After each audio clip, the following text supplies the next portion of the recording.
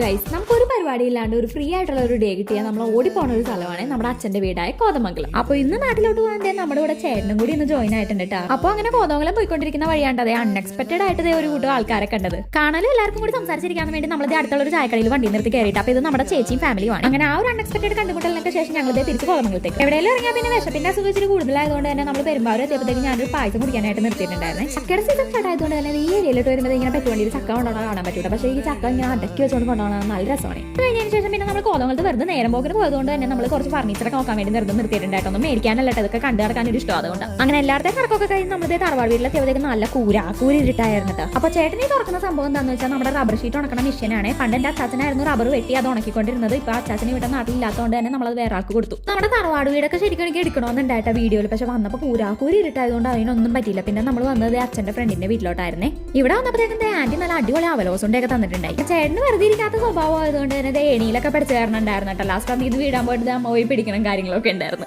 അവിടെ നിന്ന് ഇറങ്ങിയിട്ട് നമ്മളിതേ പോണ വഴിക്കൊന്ന് തട്ടുകടയിൽ കയറി ഫുഡൊക്കെ കഴിച്ചിട്ടുണ്ടായിട്ട് സത്യം പറഞ്ഞ് ഇന്ന് കഴിക്കാൻ പോയതാണ് തറവാട്ടിൽ പോയതാണെന്ന് എനിക്ക് നല്ല സംശയമുണ്ട്. നാട്ടിൽ പോകണമെന്ന് പറഞ്ഞു പോയി, പക്ഷെ കഴിക്കാൻ പോയതുപോലെ ആയിപ്പോയി. അപ്പൊ ചാനൽ ഇഷ്ടപ്പെട്ടാൽ സപ്പോർട്ട് ചെയ്യുക. അടുത്ത വീഡിയോ ആയിട്ട് കാണുന്നവരെ ടാറ്റാ.